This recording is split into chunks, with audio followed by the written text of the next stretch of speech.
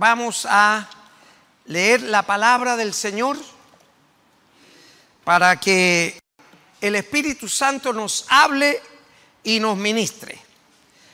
En el libro de Santiago, capítulo 4, del verso 1 al 5, dice así la palabra del Señor. Nos ponemos de pie por reverencia a la palabra.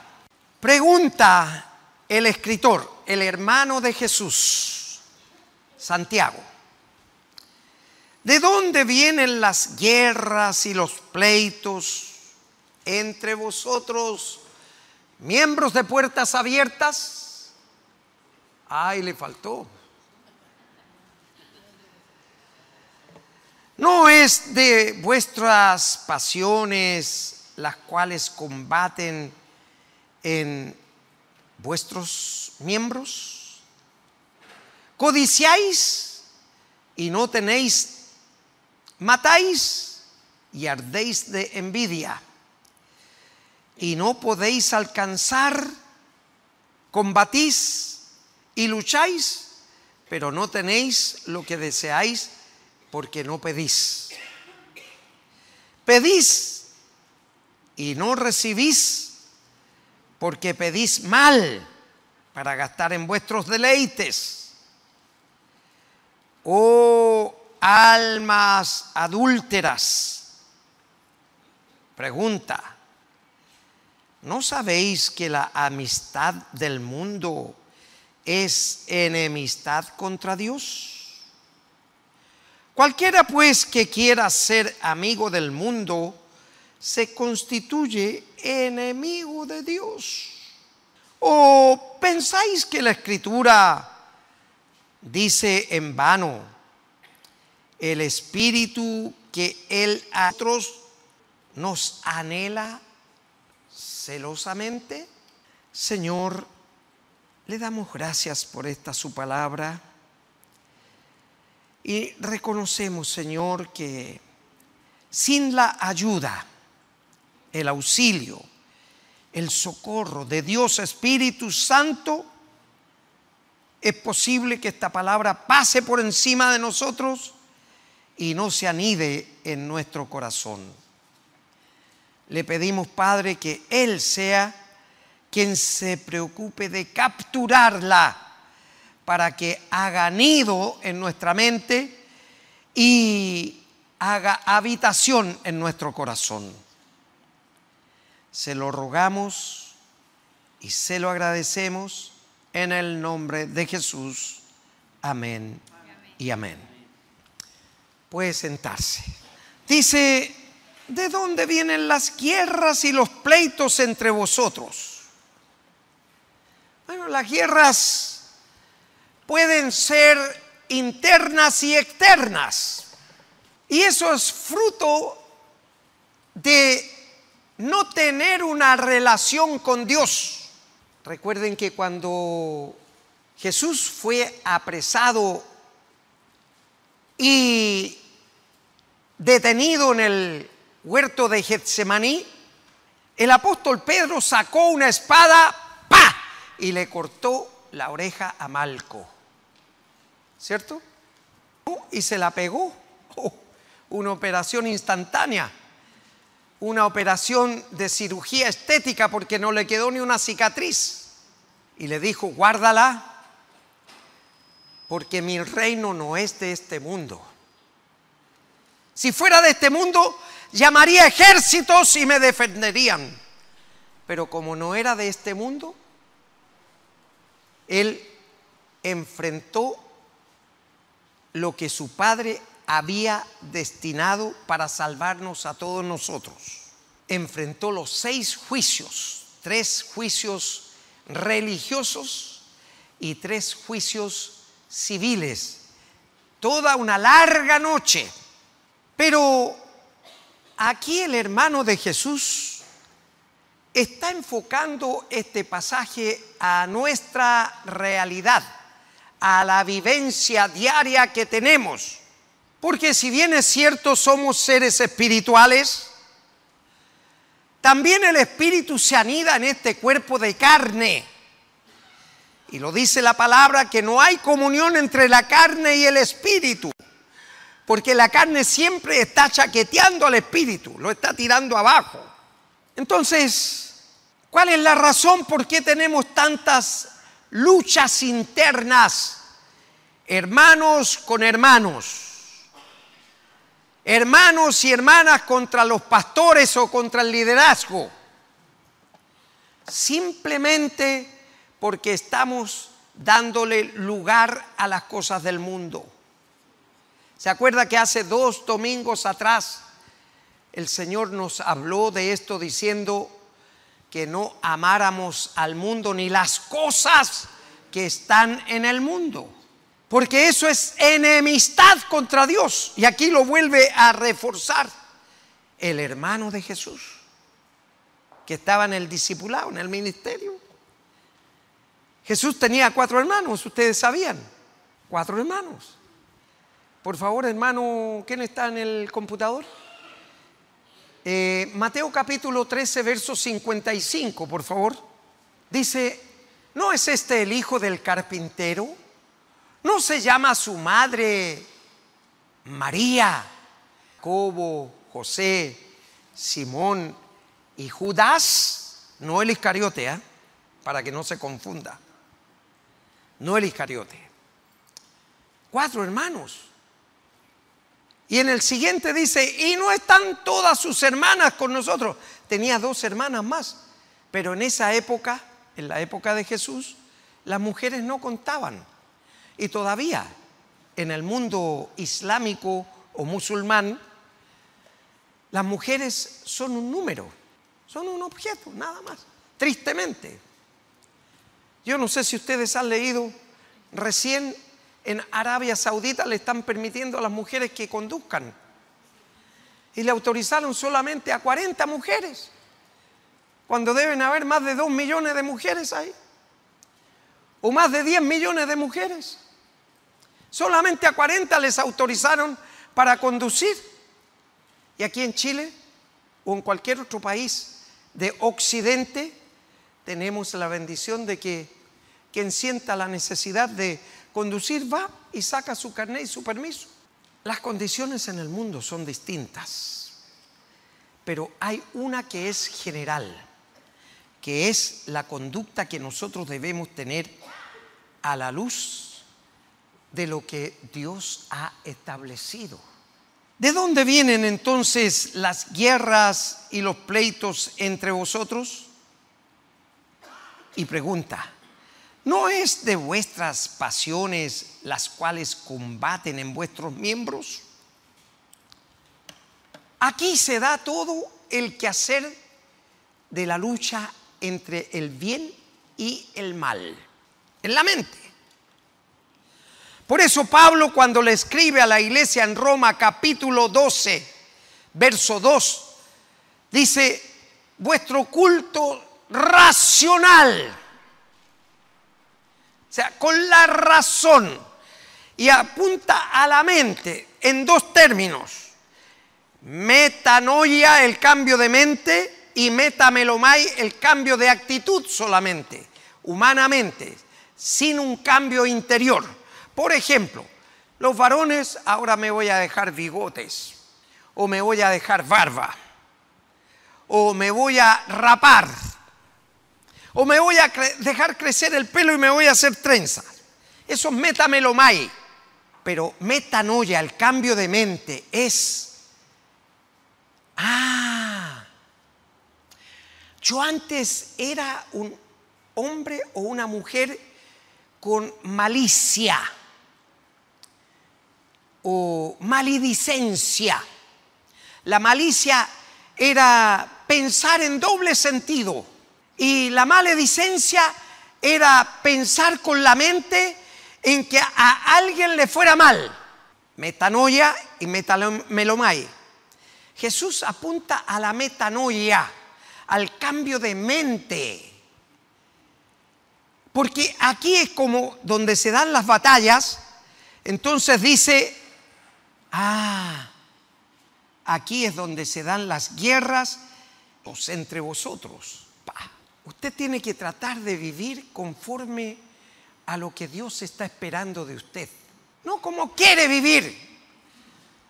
¿Sabe? Porque como quiere vivir uno es soberbia, altanería, autosuficiencia, y Dios no cuenta por ningún lado, porque yo tomo determinaciones, yo hago lo que quiero, lo que yo pienso. ¿Sí? Soberbia, orgullo, vanidad, vanagloria. Y entonces, si usted quiere hacer lo que quiere, lo que piensa, lo que desea, está abrazando las conductas del mundo. Y por lo tanto, Dios se aparta. Yo no tengo lugar en ese cuerpo. No tengo lugar. No es necesario. Se retira.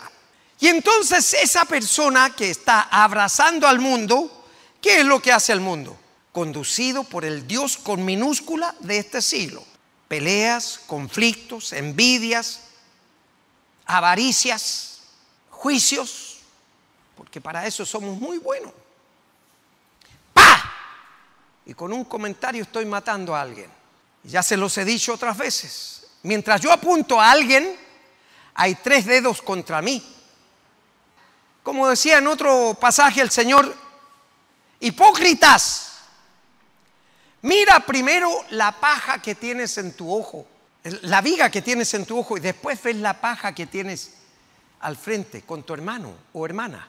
Claro, porque nosotros somos especialistas en apuntar, juzgar. ¿Sabe? El gran problema que tiene la iglesia hoy día es que nos hemos transformado en jueces en lugar de siervos. A todos le hacemos una cruz. A todo lo que nos hablan lo creemos.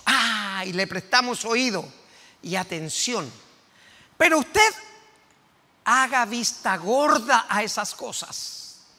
Porque si usted descansa en el Señor, sabe que Él le va a defender. No tiene necesidad de andar buscando usted defensa. Dios sabe cómo lo va a hacer. Él es justo y es perfecto. Además dice que combaten en nuestros miembros. Ya se los dije ya. Aquí, en este miembro, en el cerebro, es donde se dan las grandes luchas. Y en la medida que uno avanza, el otro retrocede. Por supuesto, es como una guerra, una batalla. En la medida que se va tomando posesión de un lugar, se va teniendo el control y va teniendo la victoria. Y el dueño de casa a lo mejor se va repeliendo, se va retrayendo, se va arrinconando, hasta que se logra la victoria. Lo mismo pasa aquí en el cerebro. La lucha se va dando de tal manera que el enemigo viene sembrando cosas de manera que van arrinconando al espíritu hasta que llega a un punto reducido. Y esa persona puede llegar a intentar suicidarse, como muchos lo han hecho. Y empiezan a sentir voces. Lamentablemente las voces que escuchan son las voces de los demonios. Mátate, no sirves, eres fea o eres feo. Mira, nadie te toma en cuenta. ¿Pasan las congregaciones? Claro. Aquí es donde se da esa batalla. Por eso el hermano de Jesús aquí dice, ¿de dónde vienen las guerras y los pleitos? No es de vuestras pasiones las cuales combaten en vuestros miembros. Codiciáis y no tenéis, matáis y ardéis de envidia y no podéis alcanzar, combatís y lucháis, pero no tenéis lo que deseáis porque no pedís. ¿Qué es lo que está diciendo ahí? Que en lugar de abrazar las cosas del mundo, abracemos las cosas de Dios. Porque Él tiene cuidado de nosotros. Él sabe lo que perfectamente llenaría nuestro ser. Él sabe perfectamente lo que es una bendición para nuestra vida. No necesita el consejo o la asesoría de alguien. Es suficiente el Señor. Por eso dice que es soberano en toda la creación. Ahora, como tal, siendo que Él nos creó, todavía me queda tiempo, siendo que Él nos creó, dice, a la imagen de su Hijo Jesucristo. Vamos a ir mejor a la referencia que está en Romanos. Romanos capítulo 8, verso 30, el 28. Porque a los que antes conoció, también los predestinó para que fuesen hechos conforme a la imagen de su Hijo, Jesucristo, para que Él sea el primogénito entre muchos hermanos de puertas abiertas. Otra vez se comieron ahí la parte. Él sea el primogénito, o sea, el hermano mayor nuestro. Y cada uno de nosotros, por supuesto, tiene que tratar de crecer a la estatura de Cristo. Mientras no hagamos eso, vamos a ir de tumbo en tumbo, de golpe en golpe, de sufrimiento en sufrimiento, de prueba en prueba, de tristeza en tristeza, de dolor en dolor, etcétera, etcétera. ¿Por qué? Porque no tomamos en cuenta lo que dice el Señor para mi vida. Y tomo en cuenta las cosas del mundo. Entonces, en la búsqueda de solucionar esos problemas, seguimos metiéndonos en agua caliente y vamos a ver a una de quiromancia, cartomancia, o sea, que ven la suerte, que tiran el naipe, que tiran las cartas para ver qué es lo que les dice el futuro, si el futuro está en las manos de Dios. O van a buscar a un yerbatero, van a buscar un brujo para que les alita. Esta es la palabra. Mateo capítulo 18, verso 18 creo que es, donde dice que Dios le entregó una responsabilidad a Pedro para nosotros. Que todo lo que el hombre ate en la tierra será atado en el cielo. Y todo lo que el hombre desate en la tierra será desatado en el cielo. O sea, liberación.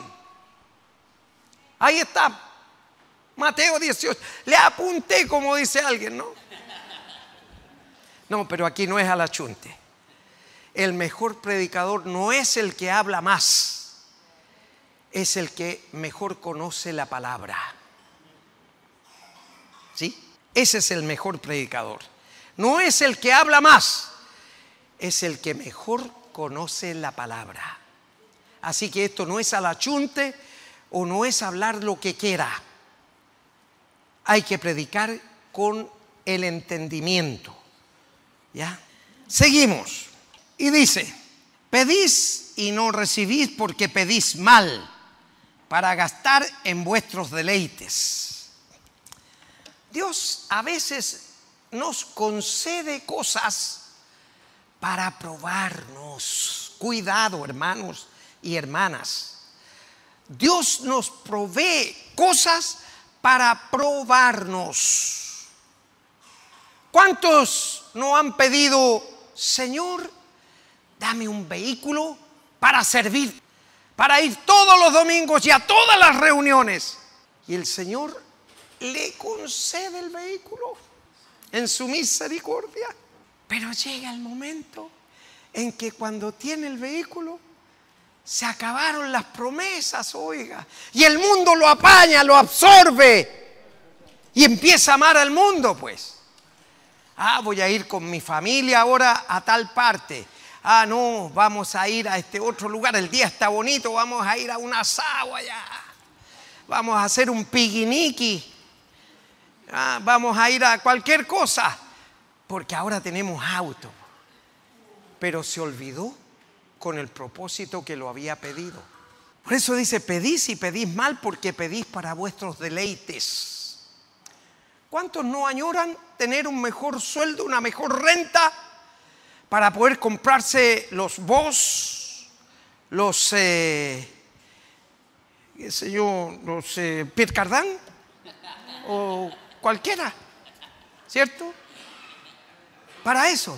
No, sabe, es triste decirlo, pero la forma en que uno predica en estos medios audiovisuales importa mucho la presentación del... Entonces dicen, no saben ni vestirse y saben al tiro, como ahora estamos en alta fidelidad, Full HD más encima. Entonces se ve la calidad de ropa que uno lleva. Y si no lleva buena ropa, pues lo cambian. Dicen, no, esto es para los últimos nomás, para los perdidos. No saben ni vestirse, compran ropa barata, qué sé yo, etcétera, etcétera. Entonces uno tiene que hacer el esfuerzo y por predicarle al mundo. Por eso es que Pablo decía que al griego me hago griego, al judío judío, con tal de que la palabra del Señor corra. Entonces, pedimos y pedimos mal porque pedimos para nuestros deleites y después nos quejamos. Tenemos más platita en el bolsillo, ¿saben qué la gastamos? En comida. ¿Y dónde vamos? A las comidas chatarras. Claro, a los McDonald's, a los KFC o a cualquiera otro. Comida chatarra. ¿Y qué pasa después? Los dolores de estómago. Y entonces después andamos pagando para hacer ejercicio, andamos pagando para comprar medicamentos y andamos haciendo todo lo demás porque hemos abrazado al mundo y no hemos escuchado al Señor. Pedimos mal. Dice el verso 5. ¿O pensáis que la Escritura dice en vano? El Espíritu que Él ha hecho morar en nosotros nos anhela celosamente. ¿Cuál es el Espíritu que el Señor ha establecido en nosotros? El Espíritu Santo, pues. Es el Espíritu Santo. Y fíjese, usted tiene que leer con detención lo que dice la palabra. No es pasar por encima como el agua en la cola del pato. Usted tiene que detenerse en lo que dice la palabra. Nos anhela celosamente. ¿Sabe lo que es anhelar con celo? Vamos ahí a Juan capítulo 2, verso 15 y 16. Lo practicó el mismo Señor Jesús. Juan 2, 15 y 16. Dice la palabra en Juan 2, 15, 16.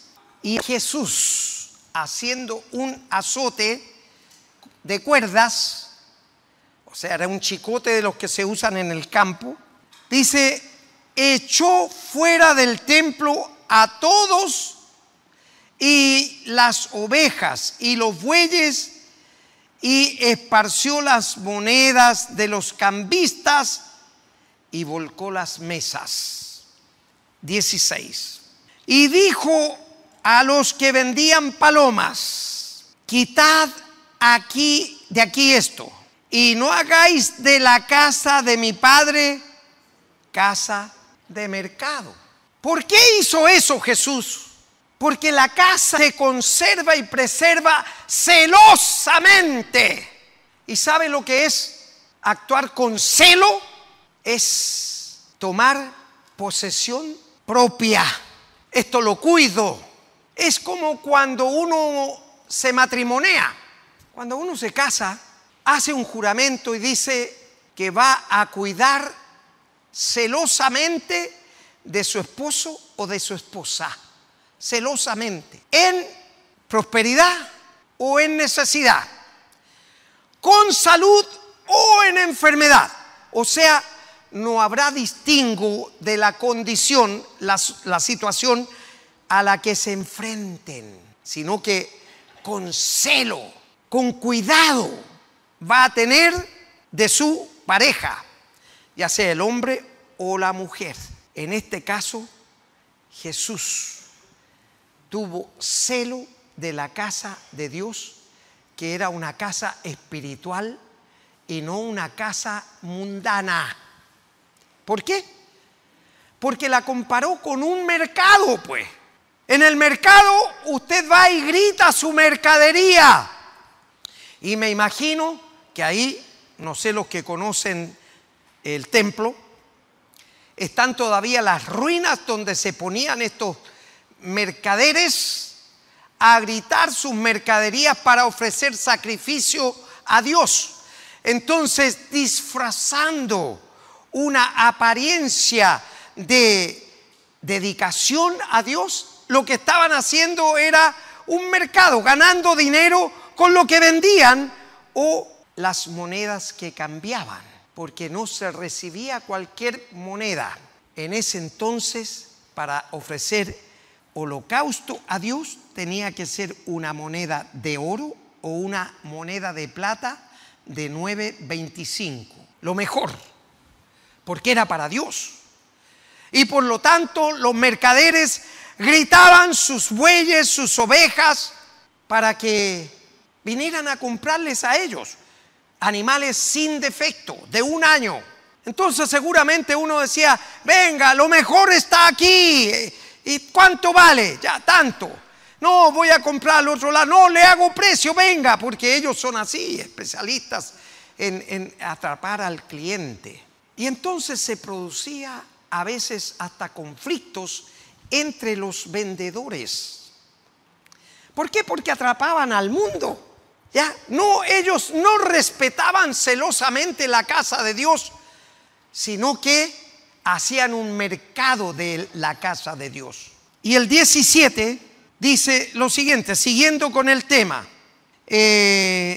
Entonces se acordaron sus discípulos que está escrito, el celo de tu casa me consume.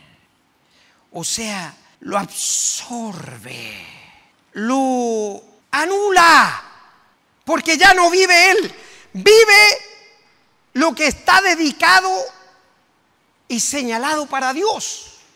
Eso es celo. El celo de tu casa me consume. Por eso es que al comienzo les dije yo que era importante observar el horario en que nos reunimos. No es llegar a cumplir con mi compromiso de ministerio, o no es el compromiso de llegar a escuchar en el culto después que la alabanza y la adoración comenzó.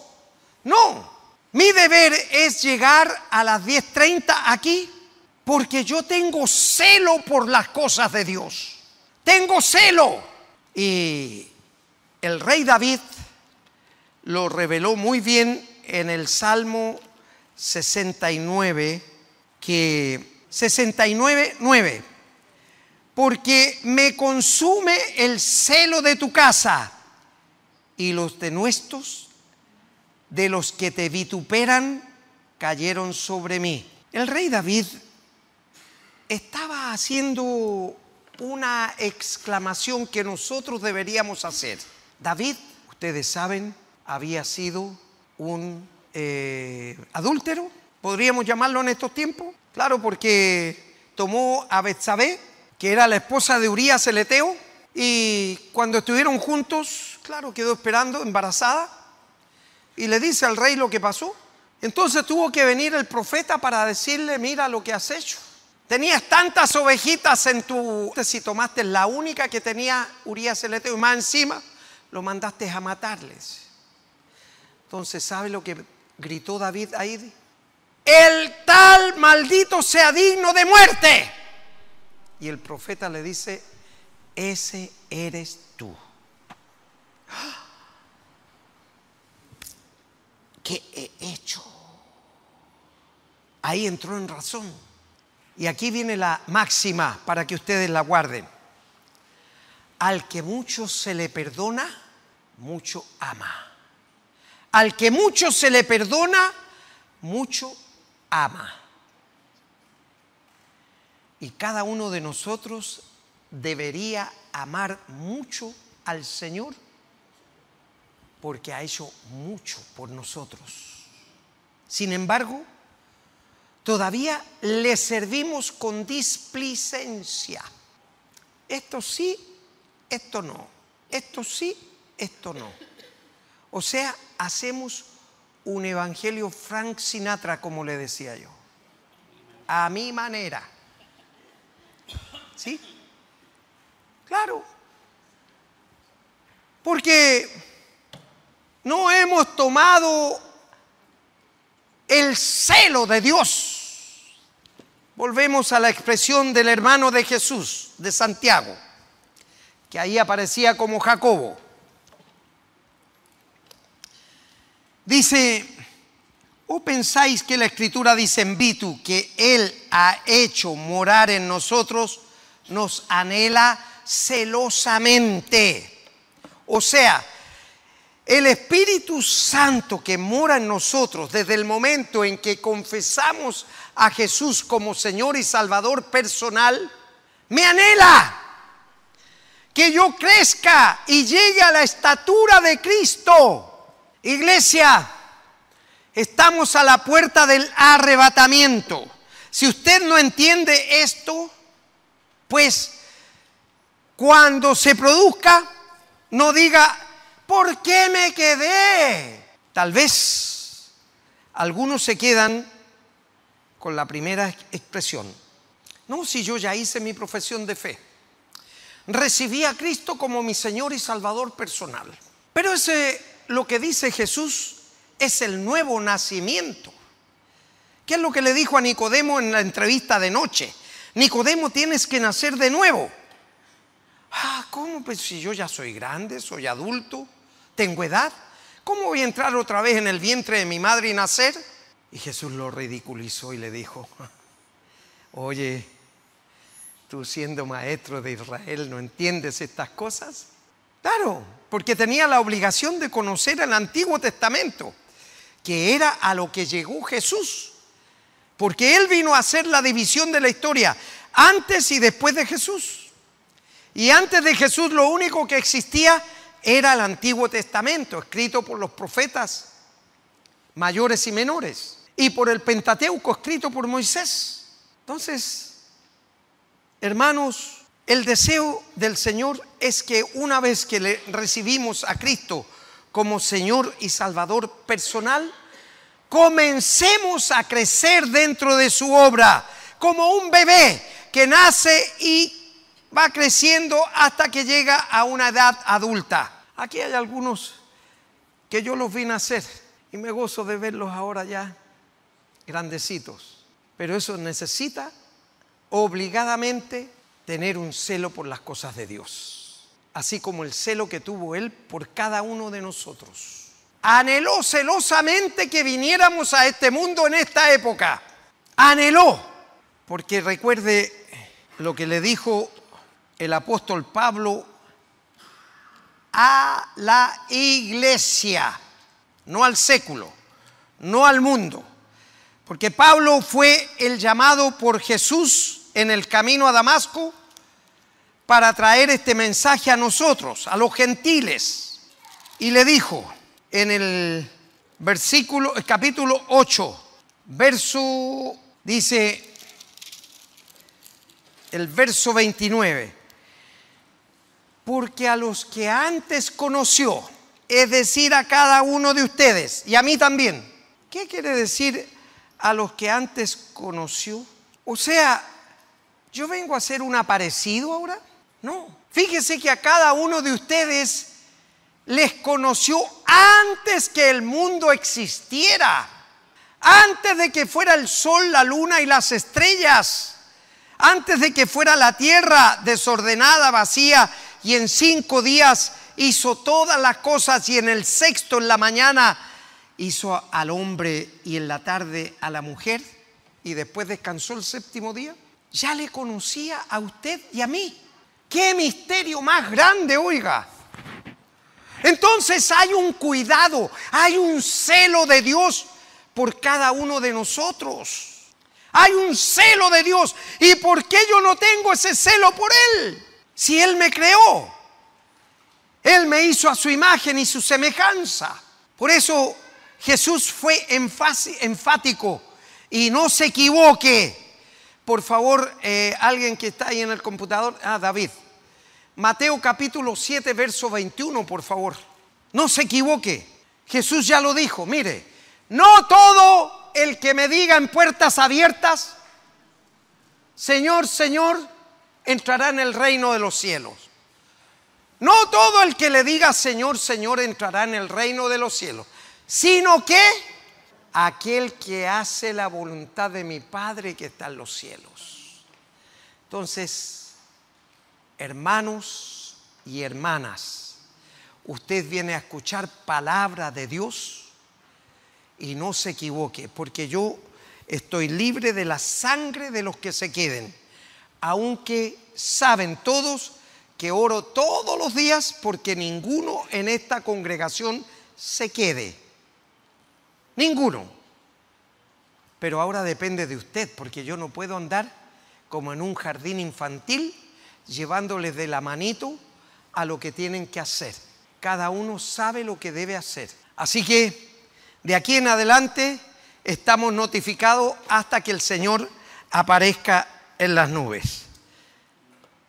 Y para finalizar, les voy a dar una referencia en el Evangelio de Juan, capítulo 2, verso 17. Dice así la palabra del Señor. Entonces se acordaron sus discípulos que está escrito: el celo de tu casa me consume. Una vez más, el celo de tu casa me consume. Juan capítulo 2, verso 17. Ahí está. Se acordaron los discípulos. Qué bueno sería que se acordaran los miembros de Puertas Abiertas que el celo del Señor le consume.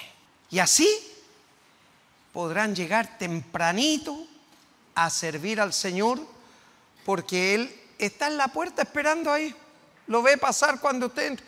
Invisible, pero real, porque eso es parte de la adoración, el horario. Cuando yo iba al colegio, a veces tenía que correr 2, 3 cuadras para llegar a la hora antes que se cerrara la puerta, porque después ya no podía entrar. Si yo tengo una hora con algún médico o con alguna autoridad, yo tengo que estar antes, porque si no se me pasa la hora, yo no puedo tener acceso a ella, ni al médico ni a la reunión. Entonces, ¿por qué con el Señor lo tomamos tan livianamente? Con todo respeto, estoy hablándoles a su corazón. Digamos, no yo, el Señor a través de su palabra, porque esta es la exhortación de lo que se quiere decir. Porque muchos van a decir: pastor, pero es que yo no entiendo la Biblia, no puedo entender lo que leo. Bueno, aquí lo está recibiendo explicado, no tiene excusa, porque el Señor le ha dado la explicación de lo que quiere decir ese pasaje, pues. Así que en esta condición de espera, porque estamos a la espera, ¿cierto?, que el Señor aparezca en las nubes, yo creo que todos y cada uno de nosotros queremos irnos, ¿verdad? Claro, queremos irnos. Entonces, tenemos que prepararnos, pues. Yo en una oportunidad llegué atrasado a un vuelo, y me dijeron: se quedó abajo, señor. No pude volar. ¿Por qué? No fue culpa del avión que salió antes. Fue culpa mía que llegué atrasado.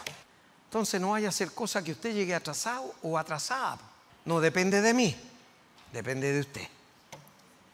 Nos vamos a poner de pie y le vamos a dar gracias al Señor por su palabra leída y exhortada. Señor, le damos muchas gracias porque esta mañana, como siempre, una vez más usted nos ha hablado, ministrado y pastoreado, Señor. Nos ayude a ponerla por obra. Señor, estamos aquí porque nos consume su casa, Señor. El celo por usted, Señor, nos motiva a estar en las actividades de la congregación. Y le ruego, Padre, que en los días de la semana, Dios Espíritu Santo mueva a este pueblo para que también le busque, Señor, a entregarle lo que a Él le pertenece, la 10ª parte de su tiempo. Nada es más importante que eso, y no habrá excusa que valga. Señor, es que tenía que trabajar, estaba cansado.